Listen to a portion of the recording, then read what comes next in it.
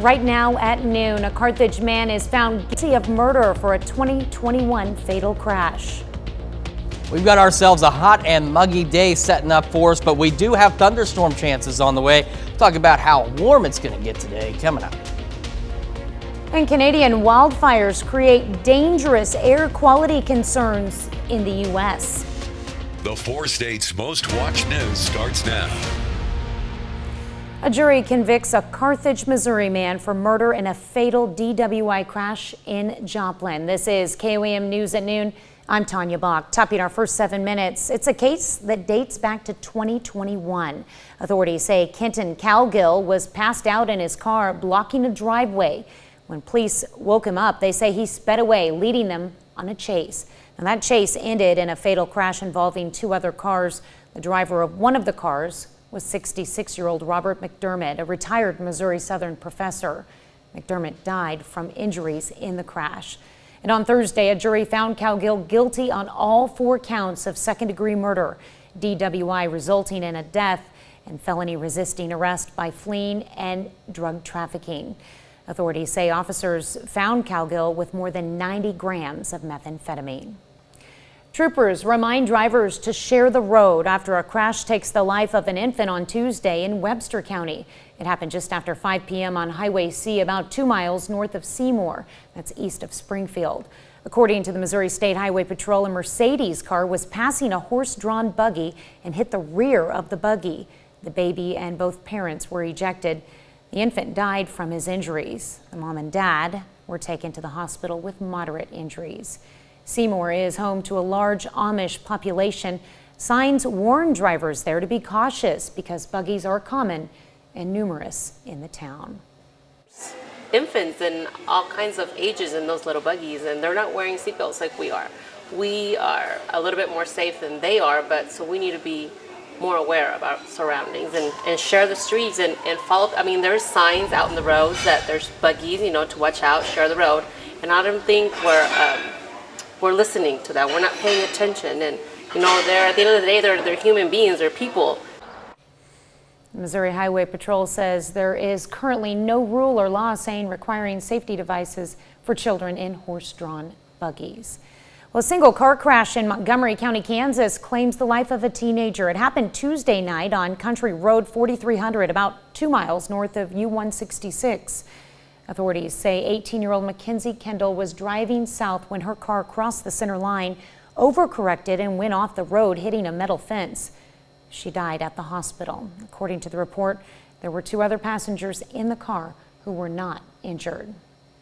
Well, if you're looking for rain, you just might be in luck today. Chris Warner joins us with the first look at the forecast. Yeah, we got scattered thunderstorm chances as we head into this afternoon. And speaking of the air quality situation, and here you can see where we've got the very unhealthy and hazardous air quality conditions up in the New England states, and air quality alerts out there as well. Now back home, we don't have the same situation. We do have some air quality alerts just outside of our immediate area. And here locally, we've had some moderate air quality observations. We're dealing with some of that smoke here as well, believe it or not. But thankfully here, it's not as intense at this point as it is points further north and east.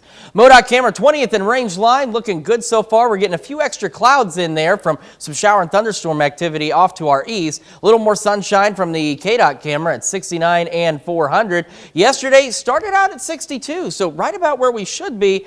But look at that high, made it up to 91, just 4 degrees off of a record from 1972 and way above where we should be for this time of year. And today is a repeat of that. We got 87 Joplin, 85 Pittsburgh, 87 in Parsons, 88 in Chanute and Sedan, 86 Miami, Neosho, Carthage, Monette, and 82 in Nevada, 75 Stockton, because they've been dealing with the clouds from some of those storms out to our east as well. We got a few more storms still in our forecast here a little later today. We'll have pop-up storms continuing into our Friday, and then we have additional thunderstorm chances as we head into this weekend. We'll take a look at that full forecast here in just a few more minutes. Tanya? All right, thanks, Chris. And you touched on air quality in the 4 states. Well, hazardous air is still affecting tens of millions of Americans. The dangerous haze and smog is fueled by hundreds of wildfires in Canada, many burning out of control. Lilia Luciano has the latest report. heavy layer of smoke covered New York City in a dark orange glow Wednesday. More than a dozen states faced air quality alerts, with the haze obscuring the Statue of Liberty as well as downtown Philadelphia and historic landmarks in the nation's capital. All New Yorkers should limit outdoor activity to the greatest extent possible. In New York, Mayor Eric Adams said the air quality was at its worst since the 1960s. On Broadway, the conditions prompted 2 musicals to cancel their shows. The New York Liberty postponed its WNBA game, and the Yankees rescheduled their matchup with the Chicago White Sox, turning away some fans at the stadium. Definitely for the air quality, it should be the right decisions. It all comes after an unusually early and intense start to Canada's wildfire season.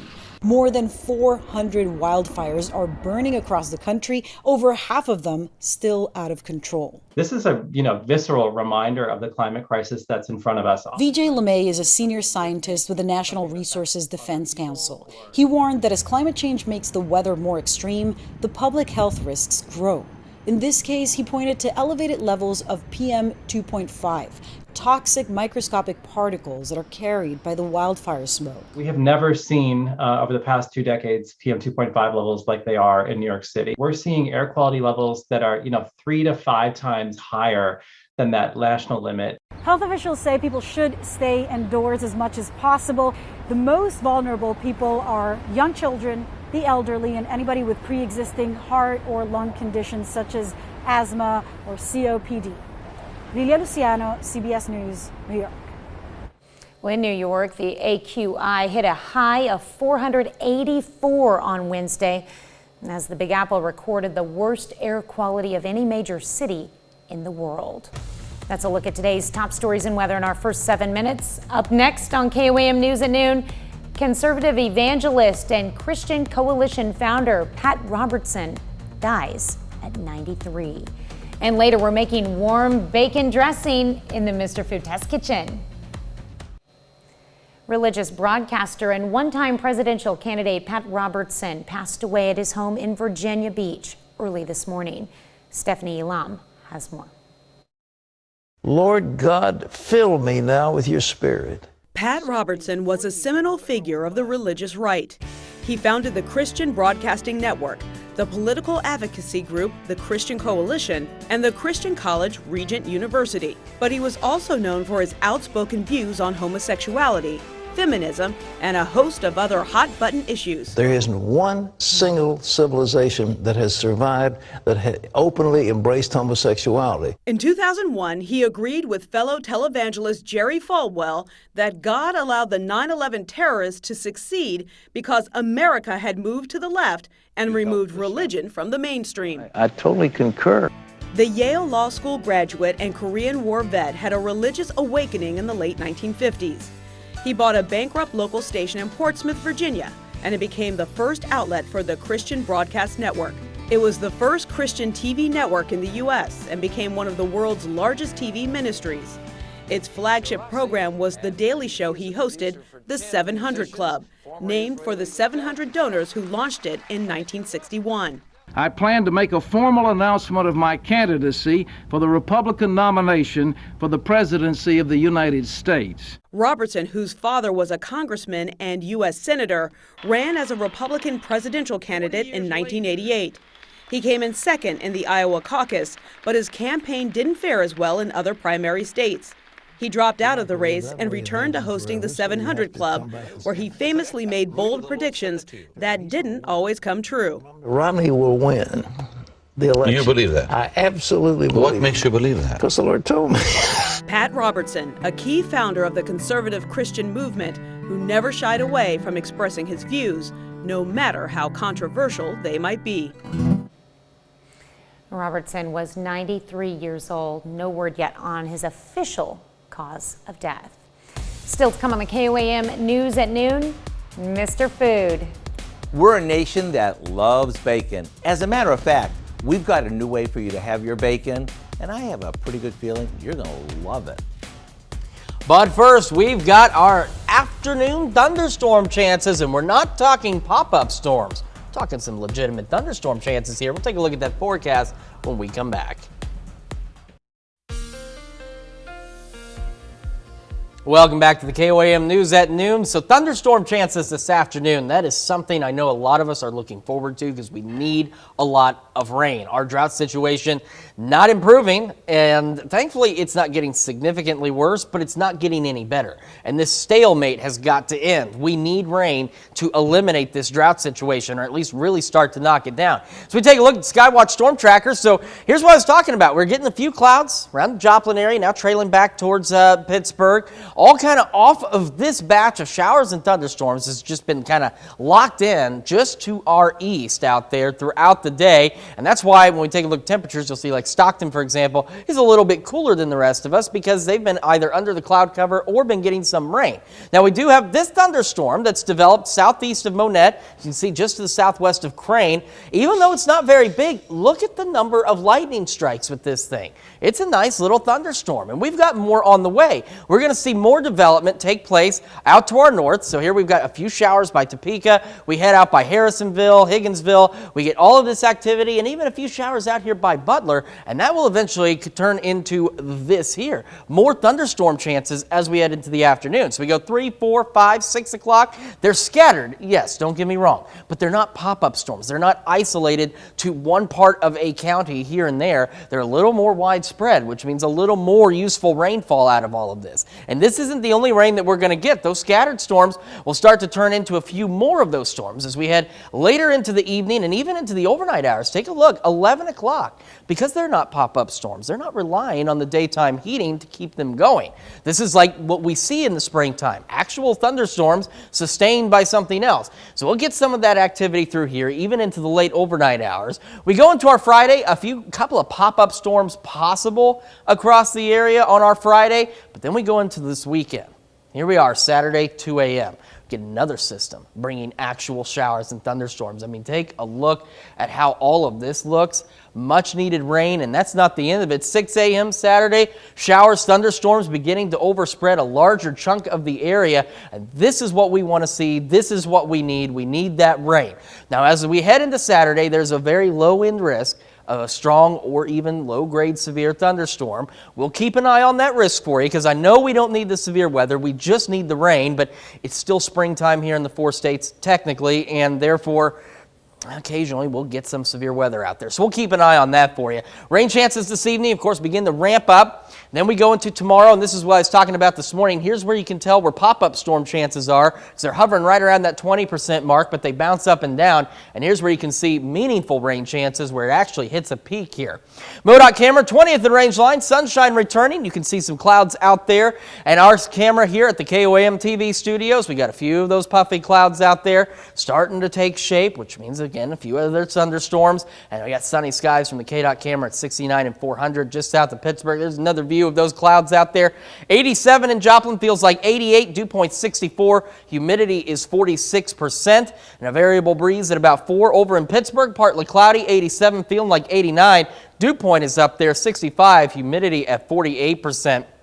Temperatures around the area, again, 75 Stockton. Everywhere else, though, 85 Pittsburgh, 88 Chanute, 86 Chetopa, Miami, Neosho. So a very warm afternoon for us. Highs today still looking to reach right around 90 degrees, near 90 tomorrow with those pop-up storms.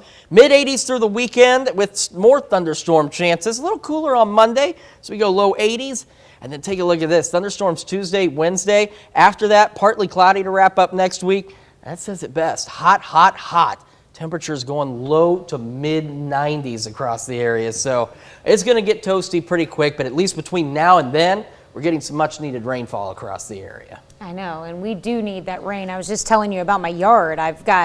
It seems like the weeds want to grow, but the grass doesn't. No, well, weeds can thrive in any environment. It's like cockroaches in a nuclear war. Weeds will survive just about anything. All right, thanks, Chris. Well, stick around. 'Tis the season for summer salads, and we're making a warm bacon dressing after the break. Looking for a new way to add bacon to the dinner table? Today, Howard shares a lighter version of the fan favorite, a warm bacon dressing in the Mr. Food Test Kitchen. We're a nation that loves bacon. As a matter of fact, these days we can find bacon in everything from ice cream and donuts to Band-Aids and even lip balm. Can you imagine kissing those lips? To celebrate the divine swine, we've come up with a warm bacon dressing that'll add excitement to anything from a simple salad and cooked veggies to grilled chicken or fish. So let's get started. We begin by dicing a pound of bacon and cooking it until it's nice and crispy. As for the type of bacon, you can use just about anything, from whatever's on sale to hickory, applewood, peppered, or even maple glazed. Then we add some apple cider vinegar, lemon juice, a good amount of sugar, and black pepper. We let that simmer until the sugar dissolves and it's ready to serve. And if you want the pieces of bacon a bit smaller, you can pour the whole thing into a blender and just give it a whirl. If you've never been a big fan of salads, just wait until you try this one. With its warm, smoky, sweet and sour dressing, it's a real game changer. To get the recipe for our warm bacon dressing, all you have to do is visit our website. I promise you'll be glad you did. I'm Howard in the Mr. Food Test Kitchen with Kelly, where today we found a brilliant bacony way for you to say, ooh, it's so good. We can find this recipe along with a lot more good food from the Mr. Food Test Kitchen online. Just go to our website at KOAMnewsnow.com. Here's a look at our 4-state market prices.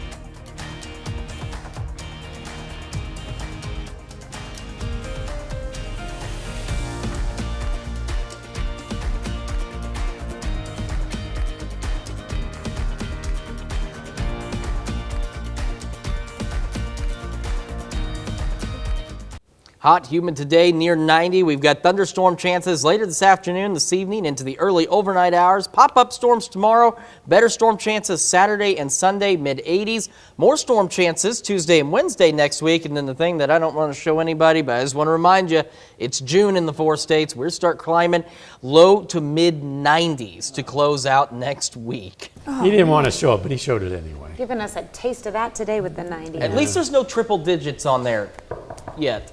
I told you to get rid of the 9s. Well, I tried my best and ended up with 3 more. When it's triple digits, you might be getting rid of And the earlier 9s. this week, next Monday was only supposed to be 79, and it's up to the 8s now. So we need to work on this. I'll do what I can. What do we have coming up tonight at 5? Well, with school out, teens are joining the summer workforce. In addition to earning cash, it's an opportunity for them to learn the basics of personal finance. We have tips to help you find a job. Plus, Crowder College hosts a youth camp focused on future career options, and we take you to a picnic celebrating cancer survivors. Hope you'll join us for those stories, a lot more. It's coming up on KOAM News at 5. All right, thank you, Dow. Thanks for joining us for KOAM News at Noon. We'll see you right back here at 5 o'clock.